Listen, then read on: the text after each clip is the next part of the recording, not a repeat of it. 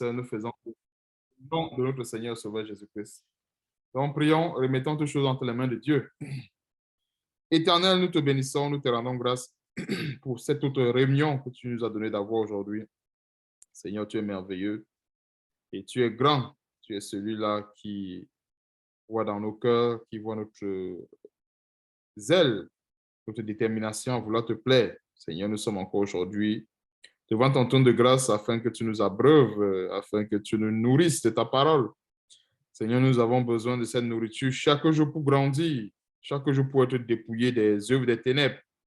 Merci pour cette délivrance que tu nous accordes chaque jour à l'égard du péché et à l'égard des fausses doctrines et à l'égard du levain des pharisiens. Donne-nous encore une fois de plus de nous rassasier de cet enseignement afin que nous soyons des vrais chrétiens comme toi tu le demandes.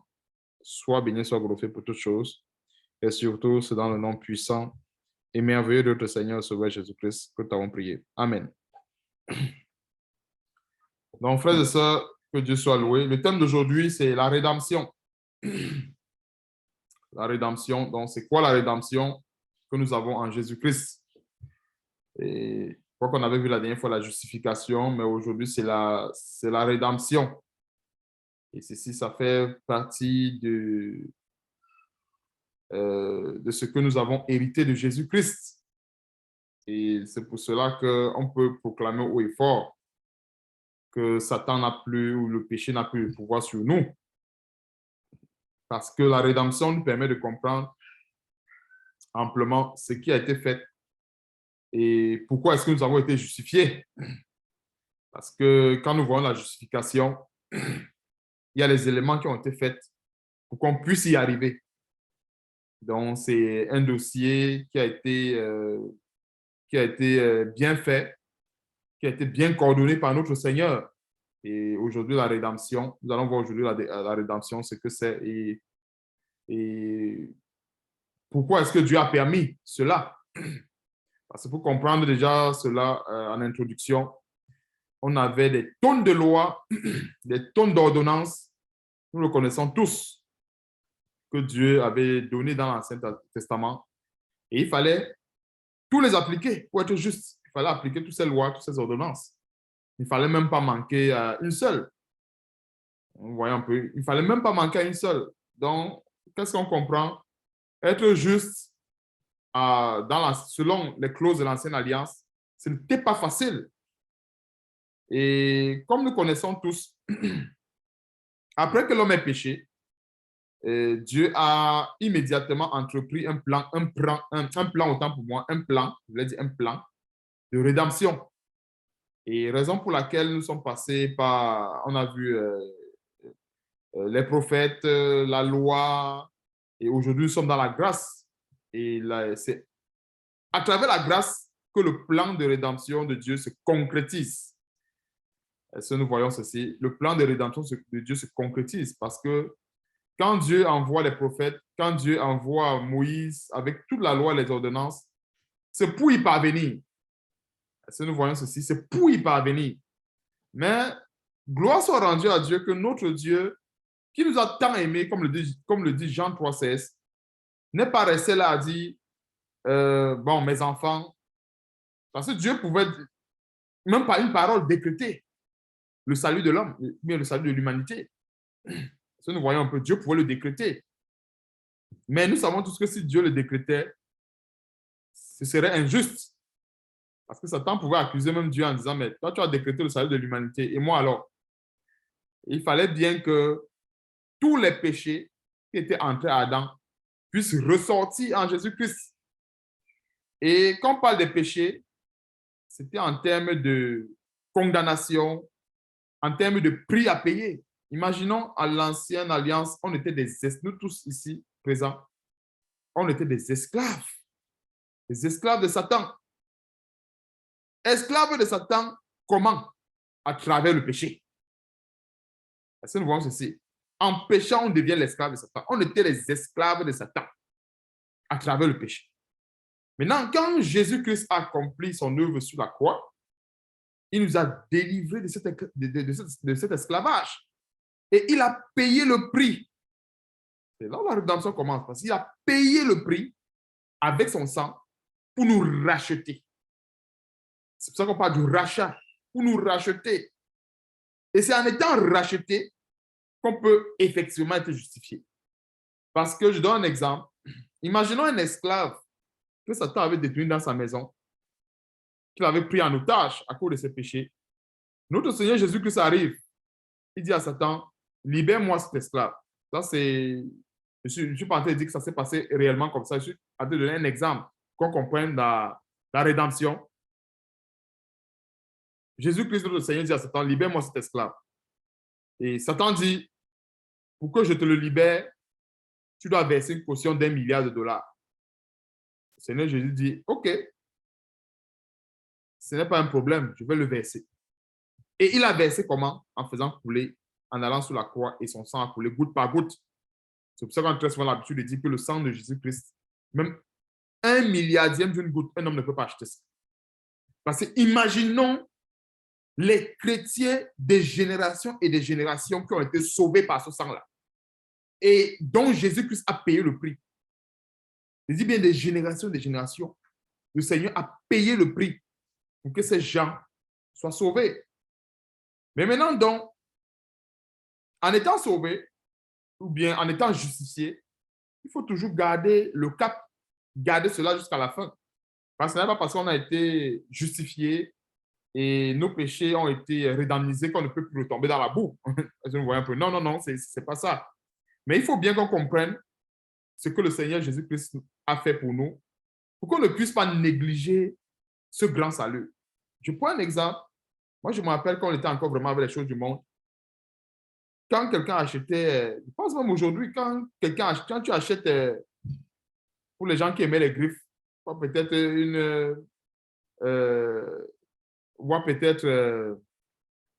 une personne qui a acheté une chaussure Adidas. Peut-être la personne a acheté la chaussure Adidas, ça peut-être, je ne sais pas trop, 3 000 $. Et on va voir que cette personne l'entretient mieux qu'une chaussure qu'il a achetée à 100 $. Nous voyons un peu. Donc, voilà un peu le but. Si on se met et on comprend que la rédemption que nous avons reçue via Jésus-Christ, c'est quelque chose vraiment de grand, on pourra mieux l'entretenir. Et nous savons comment est-ce qu'il faut entretenir notre salut. Quand nous avons acheté quelque chose de cher, moi je me rappelle à l'époque, même aujourd'hui, quand quelque chose est de valeur, on achète des produits pour le nettoyer, pour le garder propre, afin qu'il ne vieillisse pas. Ainsi, nous voyons un peu le trésor que nous avons reçu. Et ceci, c'est au moyen de la rédemption. Donc, prenons le premier verset, Romains chapitre 3. Donc, le thème aujourd'hui, c'est la rédemption. Donc, nous sommes dans le premier verset. Romains chapitre 3, à partir du verset 23. Romains chapitre 3, à partir du verset 23. Donc, il est écrit, « Car tous ont péché et sont privés de la gloire de Dieu, et ils sont gratuitement justifiés par sa grâce, par le moyen de la rédemption qui est en Jésus-Christ. » Donc, comme je disais tantôt, il n'y avait personne qui pouvait nous racheter, car tous ont péché, y compris Moïse, les prophètes, et c'est pour ça que c'est très alarmant de voir aujourd'hui les serviteurs de Dieu qui aiment toujours prendre l'exemple sur Moïse, qui leur référence est Moïse, Élie, et qui désirent avoir l'onction d'Élie, qui désirent avoir l'onction de Moïse, au lieu d'avoir l'onction, selon 1 Jean chapitre 2, verset 20, de Jésus-Christ qui nous a rachetés, parce qu'il n'y a pas plus grand onction plus puissant que celui de Jésus-Christ. L'onction d'Élie, ce n'est pas cette onction qui nous a sauvés. Ce n'est pas l'onction de Moïse qui nous a sauvés. Ce n'est pas l'onction de Néhémie ou bien tous ces serviteurs de Dieu qui ont marché avec Dieu qui nous a sauvés. Ce n'est pas leur onction qui nous a rachetés. Parce que nous voyons ceci, c'est l'onction de Jésus-Christ. Donc, nous avons été justifiés. Nous avons été justifiés par sa grâce, par le moyen de la rédemption qui est en Jésus-Christ. Pourquoi c'est précisé qui est en Jésus-Christ? Parce que c'est uniquement à travers cette rédemption qui est en Jésus-Christ qu'on pouvait être justifié. Pas une autre rédemption. Nous voyons ceci. Et c'était bien important que qu'on passe par là. Parce que, comme je disais tantôt, Dieu pouvait déclarer tout simplement que l'homme est libre, que l'homme est racheté, ou que l'homme a le salut par la grâce. Dieu pouvait le décréter. Mais comme je disais, il a plu à Dieu d'envoyer son Fils, Jésus-Christ, aller sur la croix, mourir pour nous, afin de payer le prix. Parce que n'oublions pas, on était ses esclaves à l'époque. On était les esclaves de Satan à travers nos péchés, à travers nos iniquités. Mais Jésus-Christ est venu, il a payé le prix. Et c'est pour ça qu'on ne doit pas s'amuser avec notre salut. Parce que, comme la Bible dit dans 1 Corinthiens chapitre 6, verset 20, et on va voir que l'apôtre Paul ne précise pas. Commençons à partir du verset 18 pour essayer de comprendre un peu le contexte dans lequel il parlait, du fait qu'il faut fuir le péché, du fait qu'il faut continuer de se sanctifier. L'apôtre Paul disait ceci, à partir du verset 18, Épître aux Corinthiens, aujourd'hui, ça nous est adressé. Fuyez l'impudicité, quelque autre péché qu'un homme commet. Ce péché est hors du corps. Ce péché est hors du corps, mais celui qui se livre à l'impudicité pêche contre son propre corps. Ne savez-vous pas que votre corps est le temple du Saint-Esprit? Donc, qu'est-ce qui s'est passé? Il a plu à Dieu pour que notre corps soit le temple du Saint-Esprit, il a fallu qu'on soit justifié. Et il a aussi également fallu que Dieu emploie, bien Dieu permette que cela puisse passer par la rédemption. Parce que c'est la rédemption, c'est par le moyen de la rédemption que nous avons la justification. C'est-à-dire qu'on a ce statut d'enfant de Dieu aujourd'hui. C'est pour ça qu'aujourd'hui, on peut clamer haut et fort, c'est-à-dire devant les ténèbres, que nous sommes enfants de Dieu et que la parole et les promesses de Dieu, c'est pour nous. C'est nous les véritables circoncis et on a été circoncis d'une circoncision qui est spirituelle et l'élément que Dieu a permis, nous avons été circoncis ainsi via la rédemption qui est en Jésus-Christ. Donc, ne savez-vous pas que votre corps est le temple du Saint-Esprit qui est en vous, que vous avez reçu de Dieu et que vous ne vous appartenez point à vous-même. Donc, du moment où notre Seigneur Jésus-Christ a payé le prix et qui nous a rachetés et que nous sommes une nouvelle créature, nous sommes en Christ, en fait, notre corps ne nous appartient plus. C'est pour ça que nous sommes les serviteurs de Dieu, les esclaves de Jésus-Christ, parce que notre corps ne nous appartient plus. Et c'est ça qui montre qu'à un moment donné, nous devons renouveler notre intelligence. Dans quel sens? En principe, un chrétien, avant de mettre quelque chose sur son corps, devait demander au Seigneur, est-ce que ce que je dois mettre, là, te glorifie? Parce que, qu'est-ce qui est écrit ici? Vous ne vous appartenez point à vous-même. C'est pour dire que le corps d'un chrétien ne lui appartient plus. Ça ne lui appartient plus. Si un chrétien a encore l'autorité sur son corps, ça veut dire qu'il n'a pas donné sa vie à Christ. Ça veut dire qu'il n'a pas donné sa vie à Christ. Ça veut dire qu'il a encore, il retient encore sa vie en main. Alors, c'est pour ça que l'apôtre Paul continue en disant, ceci au verset 20, car vous avez été rachetés à un grand prix. Ce prix n'a aucune valeur. C'est-à-dire, si on remplaçait grand prix par des milliers de dollars, ça ne suffirait pas. Pour un chrétien seulement, je précise bien pour un seul chrétien, ça ne suffirait pas. Si on rajouterait toute la fortune de cette terre, c'est-à-dire on essaie un peu d'imaginer en disant, nous avons été rachetés à un grand prix. Le grand prix là peut ressembler à quoi? On imagine tous les chiffres qui existent. On se met à écrire, on écrit. Ça remplit des cahiers, ça remplit des livres, ça remplit des dictionnaires, ça remplit toute une bibliothèque. On n'arriverait pas à redamniser une seule âme. C'est-à-dire à payer tout ce qu'il fallait payer pour sauver cette âme. On n'arriverait pas. Parce que nous avons été rachetés vraiment notre Seigneur Jésus-Christ a payé un prix fort, juste pour une seule âme. Donc, glorifiez donc Dieu dans votre corps et dans votre esprit qui appartiennent à Dieu. Donc, c'est pourquoi nous comprenons que ce que nous avons, notre corps aujourd'hui ne nous appartient plus. Et sachant que nous avons été rachetés à un prix fort. J'ai pris l'exemple, lorsque nous avons acheté quelque chose qui a de la valeur, on l'entretient. Hmm? C'est comme nous qui avons des véhicules ici, nous avons des voitures ici. Nous avons des climats assez rudes ici et la rouille, ça ne blague pas avec les voitures. Si ici, une personne achète la voiture et qui ne fait pas l'effort de l'entretenir avec l'anti-rouille, en 2 ans, 3 ans, maximum 5 ans, la voiture est finie, transpercée partout de rouille.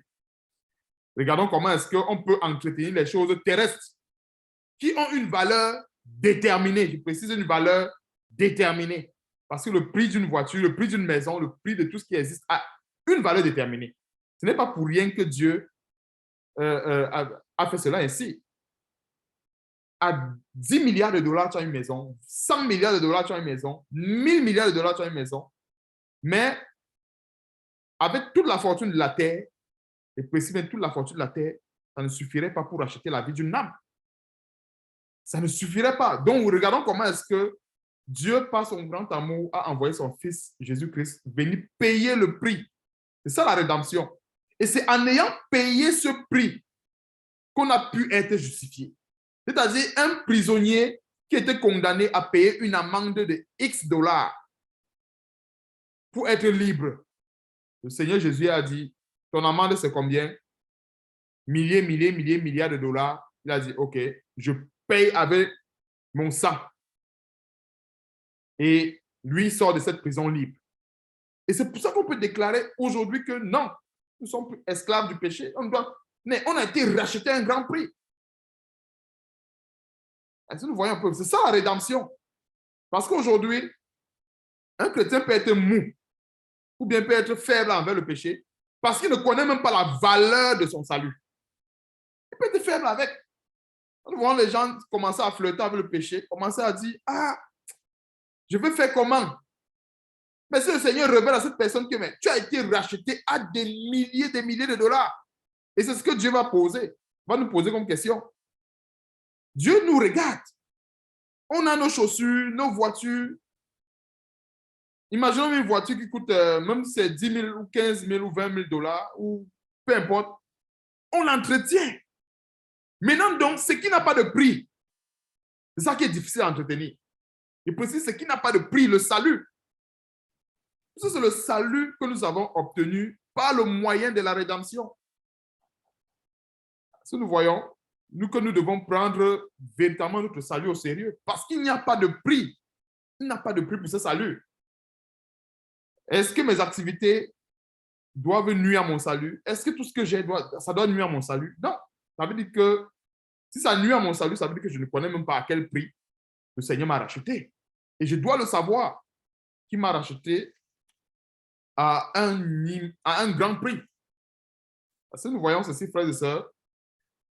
Donc, on peut aussi également aller dans ce grand verset qui nous parle de manière implicite de la rédemption. Dans Romains chapitre 6,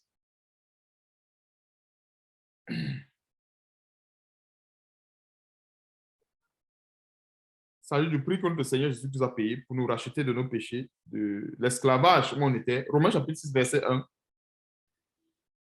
Que dirons-nous donc? Demeurions-nous dans le péché afin que la grâce abonde? Loin de là. Nous qui sommes morts au péché, comment vivrons-nous encore dans le péché? Si nous voyons ceci, nous qui sommes morts au péché, comment vivrons-nous? Quand on dit mort au péché, c'est parce que nous sommes rentrés dans la justice de Dieu. Donc, en ce qui concerne le péché, on n'est plus vivant, on est mort. C'est-à-dire le péché ne doit même plus nous reconnaître. C'est-à-dire qu'on n'est plus censé voir le péché sur notre chemin. Pourquoi? Parce qu'on a été racheté. Voilà l'explication. On a été racheté. C'est comme un prisonnier que le Seigneur Jésus-Christ a retiré de la prison. Le lendemain, le Seigneur revient, il revoit encore ce prisonnier en prison. Comment est-ce qu'il ne doit pas être en peine? C'est-à-dire, imaginons, nous travaillons un peu, imaginons un parent qui travaille fort. Il a payé l'amende pour que son fils sorte de prison. Le lendemain, l'enfant sort, ça ne fait même pas 2 jours. L'enfant repart voler, on le remet encore en prison. On peut imaginer la peine de ce parent. Il était en peine. J'ai vendu mes terrains, j'ai vendu tous mes biens pour te sortir de la prison et tu retournes encore. C'est comme ça que plusieurs chrétiens font. Parce qu'en rentrant dans le péché, qu'est-ce qui se passe spirituellement parlant? Le chrétien retourne dans la prison où il était auparavant. Et c'est pour ça que quand nous voyons la rédemption, il ne s'agit pas de dire que Christ a payé le prix et puis c'est tout. Non. Nous avons acheté, en fait, notre Seigneur Jésus-Christ a payé le prix, raison pour laquelle on doit tout faire pour préserver le salut qu'il nous a donné. Sinon, ça vient tout annuler. Il faut recommencer à zéro. Il faut recommencer à zéro. Si nous voyons ceci, recommencer à zéro. Et un salut qui n'a pas de prix.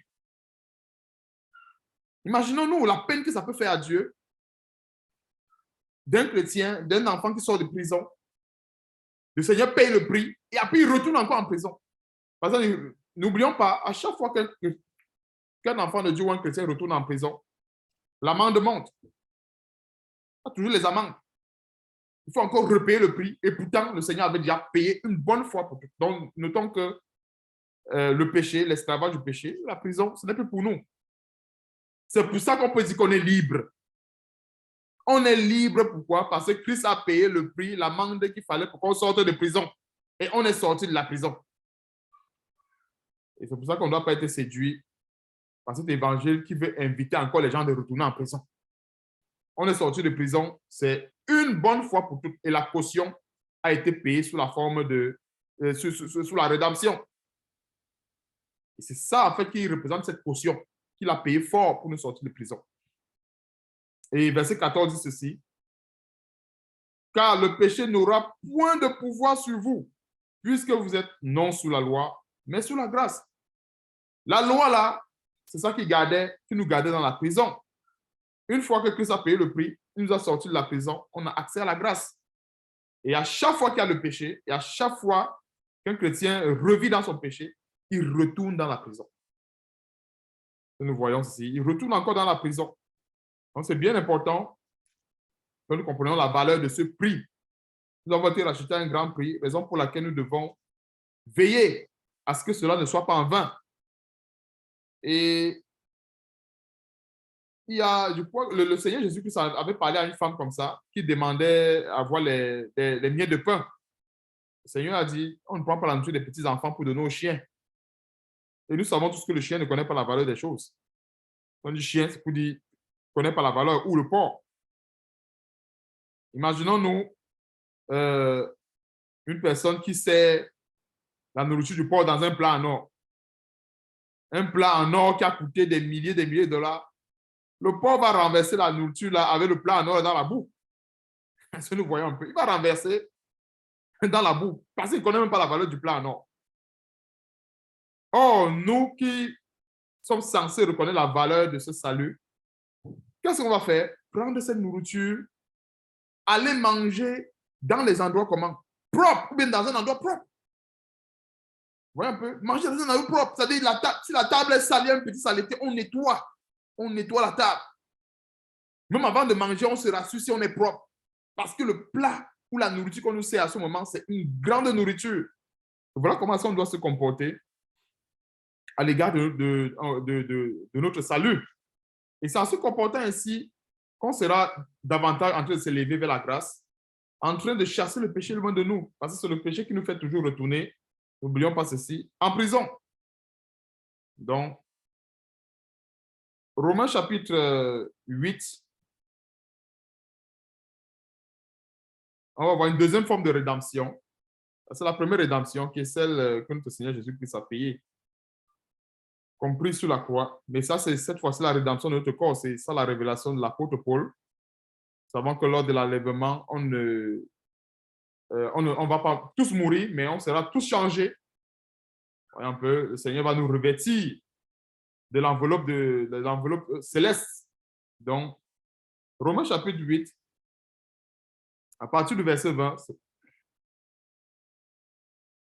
Romains chapitre 8, à partir du verset 20, car la création a été soumise à la vanité, non de son gré, mais à cause de celui qui l'y a soumise, avec l'espérance qu'elle aussi sera affranchie de la servitude de la corruption pour avoir par la liberté de la gloire des enfants de Dieu. Donc, tout s'est fait par la volonté de Dieu. Qui a soumis la création à toute cette vanité? C'est Dieu.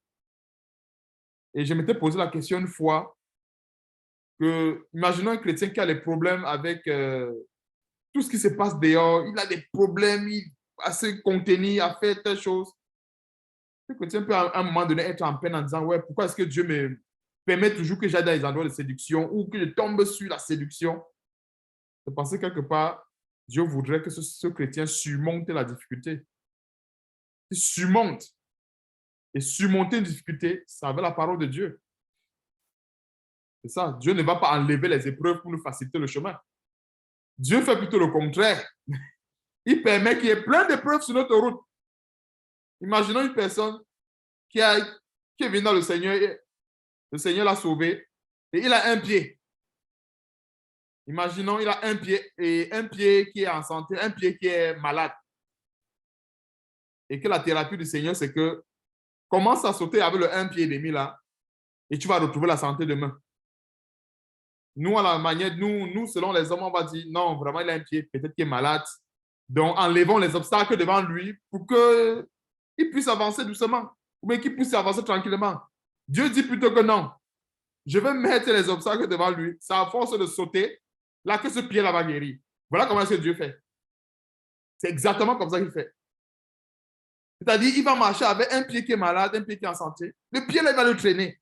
Dieu mettra les épreuves. Il va sauter, sauter, sauter. À un moment donné, il ne va même plus sentir qu'il a un pied malade. Et c'est comme ça qu'il sera guéri. En général, voilà comment est-ce que Dieu fait. C'est pour ça qu'il peut y avoir des chrétiens qui sont venus dans le Seigneur, qui ont encore des échardes dans la chair. Mais le Seigneur permet que cette écharde soit encore là, afin que par la foi que ce chrétien va avoir plus tard, l'écharde disparaisse. Parce que si on arrive à un moment donné où on ignore ce qu'il y a dans la chair, on ne peut pas être délivré. C'est de voir ceci. Parce que si on est toujours en train de dire, mon pied fait mal, Dieu sait que le pied l'a fait mal. Alors il va mettre les épreuves afin que ce chrétien ignore le mal de pied. Son pied qui fait mal, il va ignorer ça et sauter. Mais comme il dit, nous les humains, on va dire non, on enlève, on enlève. Il est malade. Non, Dieu ne fait pas ça. Il y a les difficultés, Dieu augmente encore. Il dit, tu vas apprendre à sauter. Donc, c'est ça en fait la vanité que nous voyons ici. La création a été soumise à la vanité, non de son gré, mais à cause de celui qui a soumise, avec l'espérance qu'elle aussi sera affranchie de la servitude, la délivrance que je parlais tantôt, pour avoir part à la liberté de la gloire des enfants de Dieu. Verset 22. Or, nous savons que jusqu'à ce jour, la création tout entière soupire et souffre les douleurs de l'enfantement. Verset 23. Et ce n'est pas elle seulement, mais nous aussi, qui avons les prémices de l'esprit, nous aussi, nous soupirons en nous-mêmes en attendant l'adoption et la rédemption de notre corps. Vous voyez un peu, ça c'est plus tard. Il parle ici de l'enlèvement. Et raison pour laquelle l'apôtre Paul parlait dans 1 Corinthiens chapitre 15, on va dans 1 Corinthiens chapitre 15 pour comprendre la rédemption de notre corps. Parce que n'oublions pas, cette enveloppe-ci, on ne va pas aller vers le Seigneur avec ça. C'est clair. Cette chair, c'est la corruption, c'est la mort. Donc, il y a un mystère que l'apôtre Paul nous a révélé pour l'enlèvement, à savoir, nous, on sera changés. Et à l'époque, je vous posais la question, mais pourquoi est-ce qu'on sera changé? Je me suis dit que c'est normal. Puisque la chair, c'est le péché. Le Seigneur ne va pas prendre avec lui le péché. Ça, zéro, il ne prendra pas avec lui le péché. Mais pourquoi est-ce que Dieu permet qu'on ait encore cette chair avec le péché dedans? C'est parce que Dieu voudrait qu'on surmonte le péché qui est dans cette chair. Dieu voudrait qu'on crucifie cette chair. Voilà pourquoi est-ce qu'il permet. Mais quand il reviendra, on va voir ce qui va se passer. On ne sera pas enlevé avec cette chair. Et c'est pour ça que c'est bien de demeurer dans la foi, de persévérer dans la parole. Parce que si on ne persévère pas dans cette parole, c'est bien probable que le processus de rédemption, quand le Seigneur reviendra, n'aura même pas lieu. Parce que c'est pour ceux qui auront persévéré, c'est pour ceux qui auront gardé la parole de Dieu. Maintenant, une personne qui n'a pas gardé la parole de Dieu, comment cela va pouvoir se faire? Parce qu'il faut bien que, comme on va voir tantôt, ce qui est immortel revêt, revêt complètement la mortalité. Donc, 1 Corinthiens chapitre 15, on veut dire 1 Corinthiens chapitre 15, ça fait partie des mystères que l'apôtre Paul a reçus.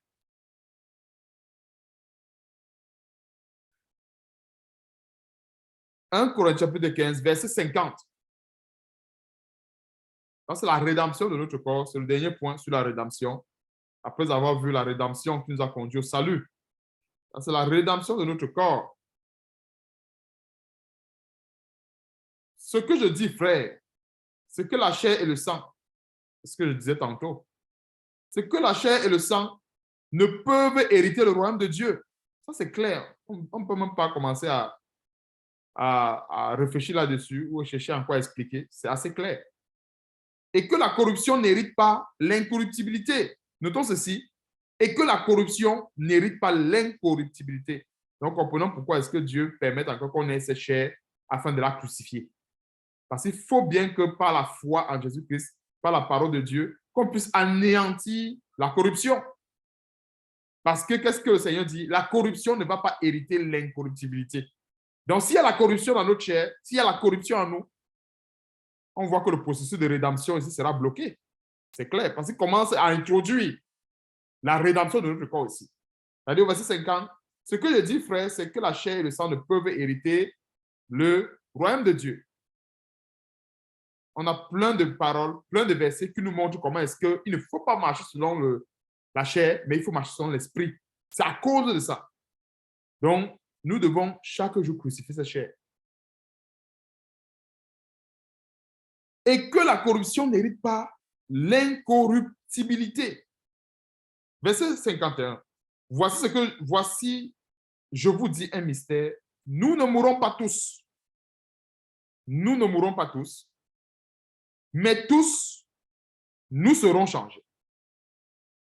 Si nous voyons un peu, nous ne mourrons pas tous, mais tous nous serons changés. Donc, admettons que le Seigneur arrive aujourd'hui, aujourd'hui, peut-être il y a certains chrétiens qui sont morts entre-temps. Bon, ils sont morts. Mais nous qui sommes restés vivants, on va être changés. Nous ne mourrons pas tous, mais tous, y compris eux-mêmes. Ça veut dire que le chrétien qui est mort, il y a de cela 10 ans, 100 ans, 1000 ans, quand il ressuscite, il ne ressuscite plus avec l'ancienne enveloppe avec laquelle on a enterré sur la terre. Est-ce que nous comprenons ceci? Nous ne mourrons pas tous, mais tous nous serons changés. Ça veut dire qu'il n'y a même pas un seul chrétien qui ne sera pas changé, mais tous les chrétiens. Est-ce que nous voyons un peu? Donc, si ce processus n'opère pas, ça veut dire qu'il y a quelque chose qui a bloqué. Si un chrétien est mort dans la corruption, qu'est-ce qu'on a vu? La corruption n'hérite pas l'incorruptibilité. C'est pour ça qu'on doit veiller à ce que, en quittant cette terre, vraiment que nous soyons en paix avec Dieu, qu'il n'y ait pas la corruption dans nos vies. Nous devons veiller à cela. Qu'il n'y ait pas de corruption. Parce que le Seigneur nous révèle ici que la corruption ne peut pas. C'est clair. Il n'est pas question de dire que tel a été chrétien, il a marché avec Dieu, ça fait... Non. Si ce chrétien a quitté cette terre avec la corruption, c'est fini. Puisque dans ce processus de rédemption, on voit un élément qui bloque. Et c'est la parole de Dieu. Et c'est ce que Dieu va dire. Quand plusieurs vont se poser des questions, mais pourquoi est-ce que je ne suis pas changé comme tel? Dieu va dire, verset 50, c'est que la chair et le sang ne peuvent hériter le royaume de Dieu et que la corruption n'hérite pas l'incorruptibilité. Ça, c'est clair. En quittant cette terre, ce chrétien peut-être ne s'est pas préoccupé de quitter cette terre en étant en bon terme avec Dieu. Peut-être en quittant cette terre, il s'est préoccupé d'être en bon terme avec les hommes et d'être éloigné de Dieu, pensant que comme il a été chrétien un jour, que Dieu va se souvenir de sa justice. Et pourtant, la Bible dit que Dieu ne se souvient plus de la justice de cet homme. Du moment où il a été dans l'iniquité, Dieu a oublié sa justice. Donc, voilà les éléments qui nous permettent de comprendre que nous devons encore, une fois de plus, persévérer dans la grâce et veiller à ce qu'il n'y ait pas la corruption jusqu'à ce que nous quittons cette terre, parce qu'on ne sait pas quand est-ce qu'on va quitter. Donc, si nous sommes vivants aujourd'hui, veillons à ce qu'il n'y ait pas la corruption dans notre chair. Bien, je voulais dire dans notre corps. Veillons à ce qu'il n'y ait pas cela. Verset 51, je vous dis un mystère, nous ne mourrons pas tous, c'est ce qu'il disait ici, nous ne mourrons pas tous, mais tous nous serons changés. C'est-à-dire, y compris même ceux qui se sont endormis avant nous. En un instant, il continue à développer la révélation. En un instant, en un clin d'œil, à la dernière trompette, la trompette sonnera et les morts ressusciteront. Comment? avec la corruption? Incorruptible. C'est ça le changer. Les morts ressusciteront comment? Incorruptible. Si nous voyons cette rédemption de notre corps plus tard, c'est que le mort qui ressuscite, il ne ressuscite plus avec la corruption. Il est né avec la corruption. Il a été rédempnisé et il a persévéré dans la foi. En quittant cette terre, il était en accord avec Dieu, il était en communion avec Dieu. Quand il ressuscite, ce n'est plus avec la chair de la corruption qu'il ressuscite. Ressusciteront incorruptible. Maintenant, pour les chrétiens qui seront restés et qui ne seront pas morts le jour de l'enlèvement, qu'est-ce qu'il est écrit? Et nous serons changés. Car il faut que ce corps corruptible revête l'incorruptibilité et que ce corps mortel revête l'immortalité. Donc, pour que les choses puissent être conformes à l'enlèvement ou conformes justement, parce que quand notre Seigneur Jésus revient, il ne revient plus avec comme la première fois. La première fois, il est revenu à s'identifier à l'homme. Maintenant, quand il va venir, il ne va plus s'identifier, il reviendra plus de la même façon. Il reviendra en tant que Seigneur des Seigneurs, Roi des Rois. Il faut bien qu'on comprenne cela. Il y a plusieurs qui pensent que peut-être il va revenir comme la première fois. Non. Il est revenu dans sa première venue sur terre. Pourquoi est-ce qu'il est venu en s'identifiant à l'homme? C'est parce qu'il voulait sauver l'homme. Donc, en voulant sauver l'homme, il fallait bien qu'il s'identifie à l'homme pour le sauver. Maintenant, quand il reviendra comme nous sommes en train d'attendre. Il ne revient plus pour sauver l'homme charnel. Il revient pour sauver l'homme spirituel. L'homme qui a veillé sur sa voie. L'homme qui a marché conformément à sa parole, c'est-à-dire selon l'esprit. Il revient pour lui. Et alors, pour le sauver aussi également, il est conforme à cet homme-là qui est censé marcher selon l'esprit. Si nous voyons un peu la différence. C'est-à-dire, Dieu l'a envoyé sauver les pécheurs. Donc, Dieu l'a mis dans une enveloppe aussi également du pécheur ou du péché. Maintenant, quand Dieu l'envoie pour une seconde fois pour venir moissonner, Dieu ne vient plus récupérer les pécheurs, mais il vient récupérer les vainqueurs. Il vient récupérer ceux ou celles qui ont gardé l'Esprit de Dieu, qui ont gardé la flamme de Dieu sur la fin. Raison pour laquelle tous ceux qui ne seront pas conformes à cela, la porte sera fermée. Aussi simple que ça. Tous ceux qui seront partis, qui seront morts, par exemple, parce que normalement les chrétiens ne meurent pas, les chrétiens dorment. Tous ceux qui seront morts ne pourront pas revêtir l'incorruptibilité. Ça, c'est le processus de la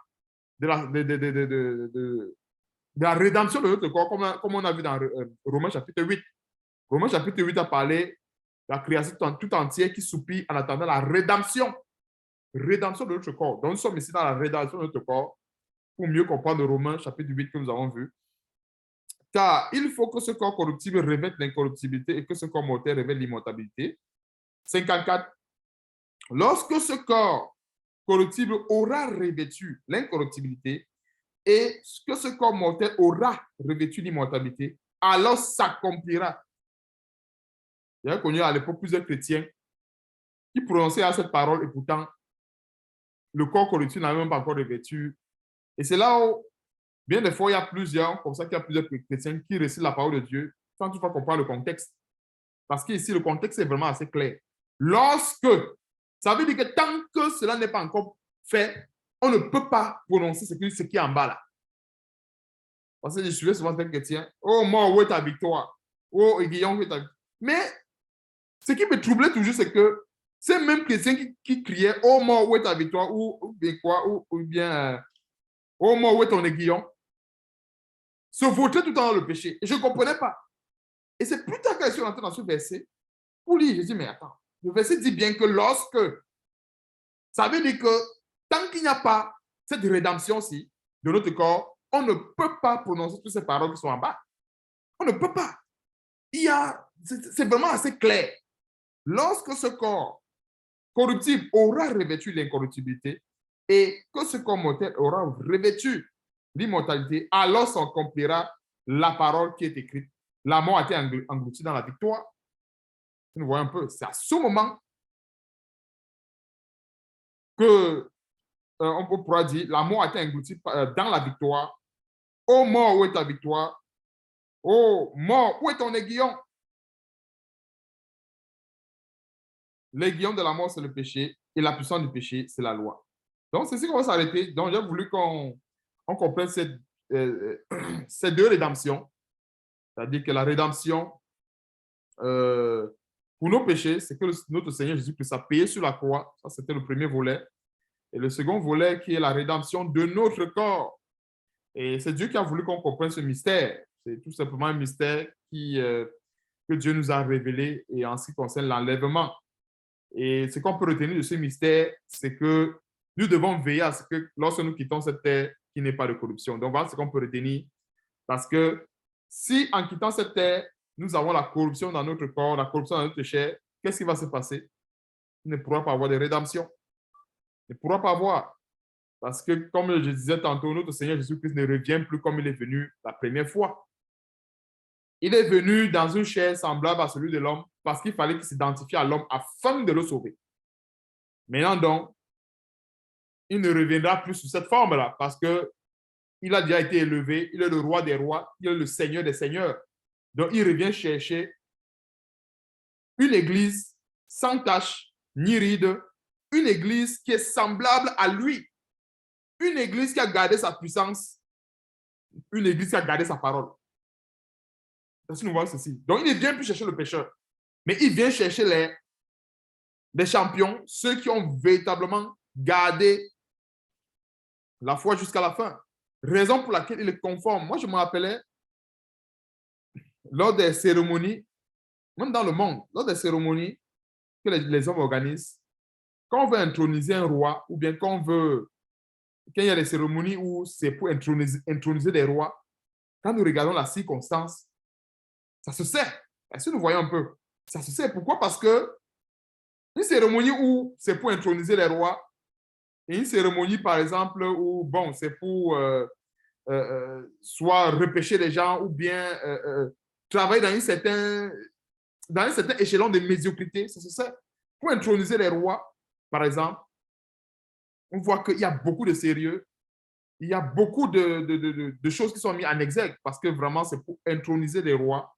Donc, je donne tout simplement cette image pour qu'on comprenne que quand le Seigneur Jésus-Christ, quand il va revenir, il sera quasiment méconnaissable pour ceux qui ne seront pas prêts. Il sera méconnaissable, c'est sûr. C'est pour cela que nous avons la parole de Dieu et nous avons ces révélations afin de nous préparer. Parce que sinon, si on est loin de cette parole, non, c'est clair qu'en revenant, il sera très méconnaissable. Très. Parce que j'avais parlé de cette image. Imaginons, imaginons le soleil. Et quand il vient, sa température est tellement forte que puissante, ça dit le feu qui arrive. Et que nous, en quittant cette terre, ou bien en restant là, on est froid. Nous tous, on voit que entre le chaud et le froid, ça ne marche pas. Or, si on est resté chaud, vous voyez un peu, on est resté chaud, on va dire, nous sommes dans le même climat. Un peu, et comme j'avais donné une image comme cela, imaginons deux chrétiens qui sont dans la même pièce, l'un a chaud et l'autre a froid. Ouais, un peu, ça ne marche pas. Comment est-ce qu'on va rester dans la même pièce? L'autre a chaud, l'autre a froid. Ils ne pourront pas être à l'aise. C'est bien d'être dans la même pièce et d'avoir la même température. Si c'est chaud, c'est pour deux. Si c'est froid, c'est pour deux. Et c'est pour ça que dans l'Apocalypse, il est écrit, puisses-tu être froid ou bouillant. Froid par rapport au péché et bouillant par rapport à l'œuvre de Dieu. Est-ce que vous voyez un peu? Il n'y a pas le milieu, il n'y a pas tiède, non. La tièdeur n'est pas bon, n'est pas une bonne chose. Or, froid, parce qu'il y a une situation où non, on ne peut pas s'engager. C'est froid, on est froid. Et même dans le monde, quand on dit que quelqu'un est froid, c'est parce qu'il ne se sent pas. Ça veut dire que ce n'est pas son milieu. Il est froid.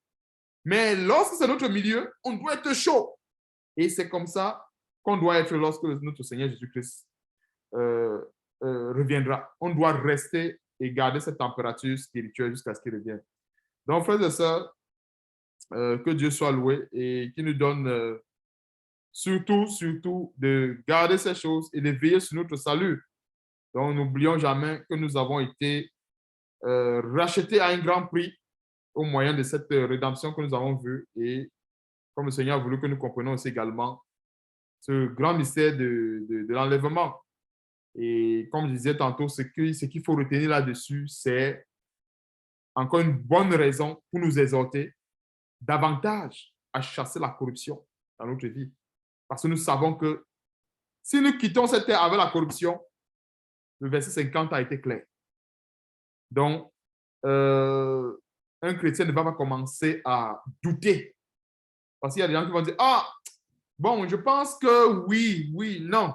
On ne pense pas. Est-ce que ce chrétien, en quittant cette terre, il a mené une vie propre, irrépréhensible, sans corruption? Et cet enseignement aussi également doit nous aider à jauger notre niveau par rapport à la foi. Nous examiner. Parce qu'on peut mourir à tout moment. Et si on meurt et qu'il y a la corruption, nous voyons ce que ça va donner. Parce que le verset 50 a été clair. La chair et le sang ne peuvent hériter le royaume de Dieu et la corruption ne peut pas, n'héritera pas l'incorruptibilité. Or, si le processus de la rédemption est bloqué, tout est bloqué. Rien ne va se passer. Et nous voyons ceci. Donc, Dieu a bien voulu que nous soyons au courant de ces choses afin de nous encourager parce que le but, c'est qu'on soit exhorté. Le but, c'est qu'on se perfectionne comme la Bible nous recommande et que nous devons nous exhorter chaque jour aussi longtemps que l'on puisse dire aujourd'hui afin qu'aucun de nous ne s'endurcisse de par la séduction du péché. Donc, frères et sœurs, soyons encore une fois de plus bénis et que le Seigneur nous accompagne durant notre temps de pèlerinage sur terre. Amen.